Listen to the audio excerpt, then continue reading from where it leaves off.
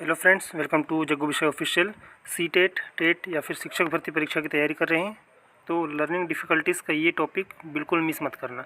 Dyslexia, dysgraphia, dyscalculia में क्या अंतर है और बच्चों की मदद के लिए रेमेडियल टीचिंग कैसे की जाती है, आज के वीडियो में सारे MCQs एक्सप्लेनेशन के साथ मिलेंगे। चलिए शुरू करते हैं। पहला प्रश्न देखिए, सीखने की कठिनाई लर्निंग डिफ़िकल्टी का सबसे उपयुक्त अर्थ क्या है? बच्चे की सीखने की इच्छा का अभाव, सीखने की प्रक्रिया में किसी विशेष क्षेत्र में आने वाली कठिनाई, बच्चे की बुद्धि का कम होना, बच्चे का विद्यालय न जाना। अपना उत्तर जल्दी से कमेंट कीजिए। इसका सही उत्तर क्या हो जाएगा? ऑप्शन नंबर बी, सीखने की प्रक्रिया में किसी विशेष क्षेत्र में आने वाली कठिनाई। लर्निंग डिफ़िकल्टी का अर्थ है सीखने के किसी विशेष क्षेत्र जैसे पढ़ना, लिखना या गणित में कठिनाई होना। इसका अर्थ कम बुद्धि होना नहीं है, याद रखिएगा। दूसरा प्रश्न देखिए, डिसलेक्सिया मुख्यतः किससे संबंधित है? गणितीय गणना, पढ़ने और शब्दों को पहचानने में कठिनाई, लिखावट, सुनने की समस्या। अपना उत्तर जल्दी से कमेंट कीजिए। इसका सही उत्तर क्या हो जाएगा? ऑप्शन नंबर बी, पढ़ने और शब्दों को पहचानने में कठिनाई।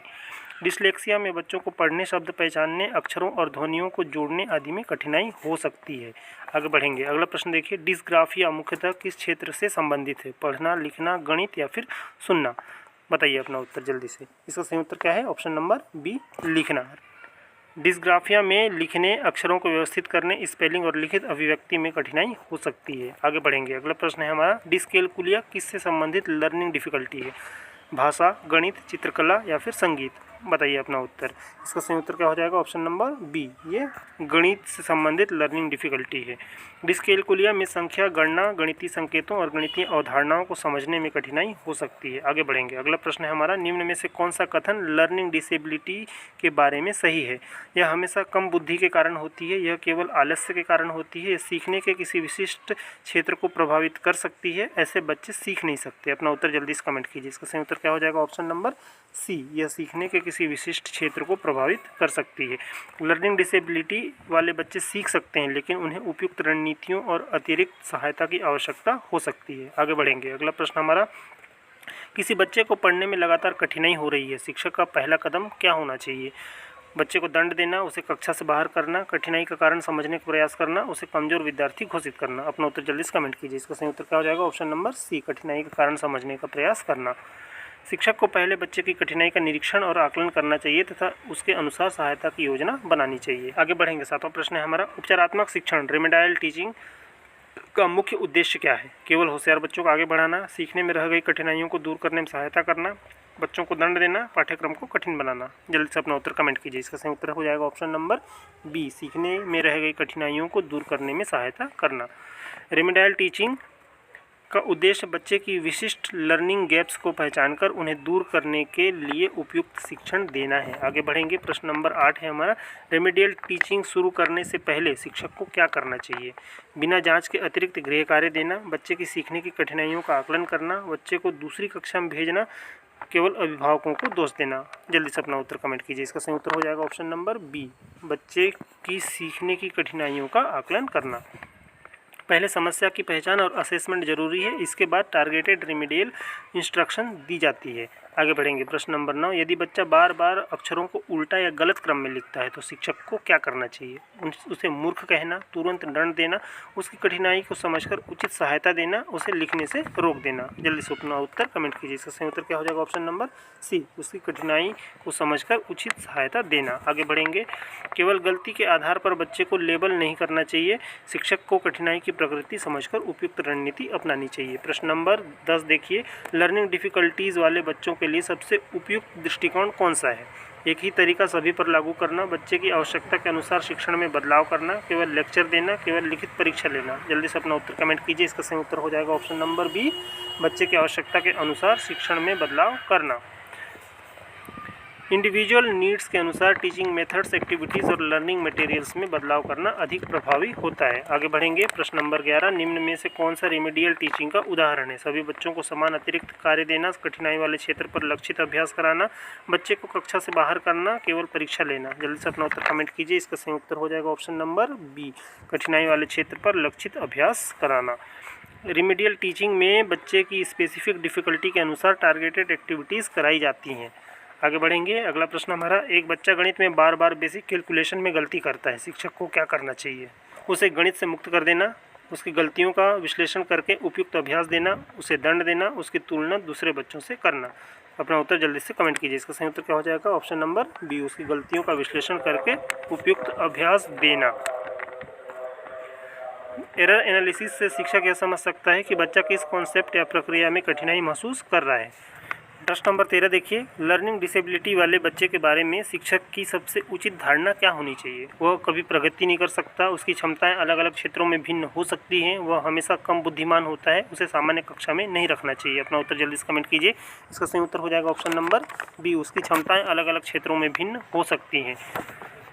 लर्निंग डिफ़िकल्टी किसी विशेष क्षेत्र को प्रभावित कर सकती है, बच्चे की अन्य क्षमताएं सामान्य या बहुत अच्छी भी हो सकती हैं। आगे बढ़ेंगे। प्रश्न नंबर 14 है हमारा, लर्निंग डिसेबिलिटी और लो इंटेलिजेंस के संबंध में सही कथन कौन सा है? दोनों हमेशा समान होते हैं। लर्निंग डिसेबिलिटी का अर्थ कम बुद्धि होना नहीं है। कम बुद्धि वाले सभी बच्चों को डिसलेक्सिया होता है, दोनों में कोई अंतर नहीं है। अपना उत्तर जल्दी से कमेंट कीजिए। इसका सही उत्तर क्या हो जाएगा? Option number B, learning disabilities का अर्थ कम बुद्धि होना नहीं है। स्पेसिफिक लर्निंग डिफ़िकल्टीज़ को केवल कम इंटेलिजेंस के रूप में नहीं देखना चाहिए। आगे बढ़ेंगे। अगला प्रश्न है हमारा, उपचारात्मक शिक्षण में छोटे छोटे चरणों में सिखाना क्यों उपयोगी है? इससे पाठ कठिन हो जाता है, इससे बच्चे को क्रमिक रूप से अवधारणा समझने में सहायता मिलती है, इससे शिक्षक का काम बढ़ता है, इससे परीक्षा समाप्त हो जाती है। अपना उत्तर जल्दी से कमेंट कीजिए। इसका सही उत्तर क्या हो जाएगा? ऑप्शन नंबर बी, इससे बच्चे को क्रमिक रूप से अवधारणा समझने में सहायता मिलती है। छोटे स्टेप्स में टीचिंग बच्चे को कॉन्सेप्ट को धीरे धीरे समझने और मास्टरी विकसित करने में मदद करती है। आगे बढ़ेंगे। अगला प्रश्न है हमारा, निम्न में से कौन सी रणनीति पढ़ने में कठिनाई वाले बच्चे के लिए अधिक उपयोगी हो सकती है? केवल लंबा पाठ पढ़ने को देना, ध्वनि अक्षर संबंध और छोटे शब्दों का व्यवस्थित अभ्यास, उसे पढ़ने से रोकना, केवल लिखित परीक्षा लेना। अपना उत्तर जल्दी से कमेंट कीजिए। इसका सही उत्तर क्या हो जाएगा? ऑप्शन नंबर बी, ध्वनि अक्षर संबंध और छोटे शब्दों का व्यवस्थित अभ्यास। रीडिंग डिफ़िकल्टीज़ में फोनोलॉजिकल अवेयरनेस और साउंड सिंबल करेस्पॉन्डेंस पर व्यवस्थित अभ्यास उपयोगी हो सकता है। आगे बढ़ेंगे। 17वां प्रश्न है हमारा, शिक्षक को लर्निंग डिफ़िकल्टी वाले बच्चे की गलतियों पर कैसी प्रतिक्रिया देनी चाहिए? उपहास करना, दंड देना, रचनात्मक फीडबैक देना, उसकी गलती को हमेशा नज़रअंदाज करना। अपना उत्तर जल्दी से कमेंट कीजिए। इसका सही उत्तर क्या हो जाएगा? ऑप्शन नंबर सी, रचनात्मक फीडबैक देना। सकारात्मक और स्पेसिफिक फीडबैक बच्चे को अपनी गलती समझने तथा सुधार करने में मदद करता है। आगे बढ़ेंगे। प्रश्न नंबर 18, रेमेडियल टीचिंग का सबसे महत्वपूर्ण आधार क्या है? अनुमान, बच्चे की आवश्यकता का आकलन, केवल पाठ्यपुस्तक, केवल परीक्षा परिणाम। अपना उत्तर जल्दी से कमेंट कीजिए। इसका सही उत्तर क्या हो जाएगा? ऑप्शन नंबर बी, बच्चे की आवश्यकता का आकलन। असेसमेंट के आधार पर यह तय किया जाता है कि बच्चे को किस क्षेत्र में और किस प्रकार की सहायता चाहिए। आगे बढ़ेंगे। प्रश्न नंबर 19, यदि किसी बच्चे को सीखने में कठिनाई है तो शिक्षक को क्या करना चाहिए? उसे लेबल करना, उसकी तुलना अन्य बच्चों से करना, उसकी स्ट्रेंथ को पहचान कर कठिन क्षेत्र में सहायता देना, उसे अलग बैठाना। अपना उत्तर जल्दी से कमेंट कीजिए। इसका सही उत्तर क्या हो जाएगा? ऑप्शन नंबर सी, उसकी स्ट्रेंथ को पहचान कर कठिन क्षेत्र में सहायता देना। इंक्लूसिव एजुकेशन में बच्चे की स्ट्रेंथ्स पर ध्यान देते हुए उसकी लर्निंग नीड्स को सपोर्ट करना महत्वपूर्ण है। आगे बढ़ेंगे। आज के हमारे इस वीडियो का लास्ट प्रश्न है, निम्न में से कौन सा रेमेडियल टीचिंग का सर्वोत्तम सिद्धांत है? सभी बच्चों के लिए बिल्कुल समान इंटरवेंशन, कठिनाई की पहचान, योजना, इंटरवेंशन, पुनः आकलन, केवल परीक्षा के बाद सहायता, केवल अभिभावकों पर निर्भर रहना। अपना उत्तर जल्दी से कमेंट कीजिए। इसका सही उत्तर क्या हो जाएगा? ऑप्शन नंबर बी, कठिनाई की पहचान, योजना, इंटरवेंशन, पुनः आकलन।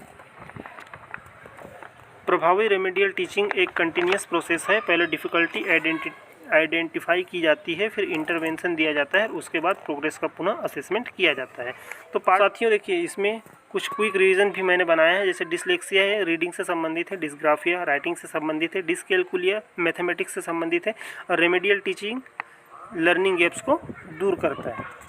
तो साथियों, इस वीडियो में मैंने learning difficulties and remedial teaching के इम्पोर्टेंट टॉप 20 MCQs को विद एक्सप्लेनेशन के साथ कवर करने की कोशिश की है। उम्मीद कर रहा हूँ कि ये वीडियो आप लोगों के शिक्षक भर्ती और CTET और ऑल ओवर टेट्स की तैयारी में काफ़ी ज़्यादा हेल्पफुल होने वाली है। तो वीडियो पसंद आई हो तो वीडियो को लाइक शेयर जरूर करें। साथ ही चैनल पर नए हैं और इसी तरह के MCQs वीडियोस विद एक्सप्लेनेशन चाहते हैं तो फिर चैनल को सब्सक्राइब जरूर कर लें।